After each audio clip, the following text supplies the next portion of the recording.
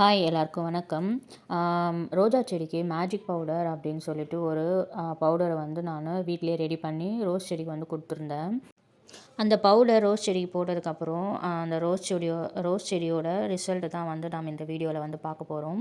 அந்த பவுடர் வந்து எப்படி ரெடி பண்ணணும், அதில் என்னென்னலாம் நான் வந்து சேர்த்துருக்கேன் அப்படின்றது லாங் வீடியோவில் வந்து நான் போட்டிருக்கேன். Magic powder all in one NPK அப்படின்னு சொல்லிட்டு அந்த டைட்டில் வரும். அந்த வீடியோ வந்து நான் இந்த ஷார்ட்ஸ் டைட்டிலுக்கு மேலே வந்து லிங்க் பண்ணுறேன். நீங்கள் போய் அந்த வீடியோவை பாருங்கள். இந்த வீடியோவில் ரைட் சைடில் ரெட் கலரில் ஒரு ரோஸ் போட்டிருக்கோம். அந்த செடிக்கு வந்து இந்த பவுடர் வந்து நான் போட்டிருக்கேன். லெஃப்ட் சைடில் இருக்கிற செடி வந்து நான் அதை ரீபாட் பண்ணி தொட்டியில் வச்சுட்டேன். ஸோ அதை வந்து நான் காமிக்க முடியல. இப்போ ரைட் சைடில் இருக்கிற செடிக்கோட அப்டேட் மட்டும் நான் இதில் காமிக்கிறேன். அந்த செடிக்கு வந்து நான் இந்த பவுடர் வந்து ஒரு 3 ஸ்பூன் தான் போட்டு விட்டேன். போட்டு ஒரு 20 டேஸ் ஆகுது. இந்த ரோஸ் செடிக்கு வந்து இந்த பவுடர் வந்து ரொம்பவே வந்து நல்லா எஃபெக்டிவாக இருக்குது.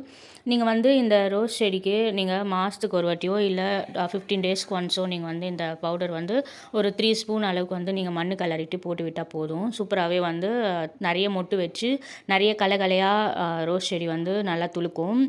இப்போ அதோட ரிசல்ட் பார்க்கலாம். இப்போ நான் பவுடர் போடும்போது இருந்த செடி எப்படி சின்னதாக இருந்துச்சு. இப்போது அந்த பவுடர் போட்டு ஒரு 20 டேஸ் ஆகுது. இதோட செடியோட வளர்ச்சி பாருங்கள் எப்படி இருக்குது. அந்த ஒரே கிளையில் எத்தனை மொட்டு இருக்குது பாருங்கள். நீங்களும் உங்கள் ரோஜா செடிக்கு இந்த மேஜிக் பவுடர் வந்து ட்ரை பண்ணுங்கள். தேங்க்யூ.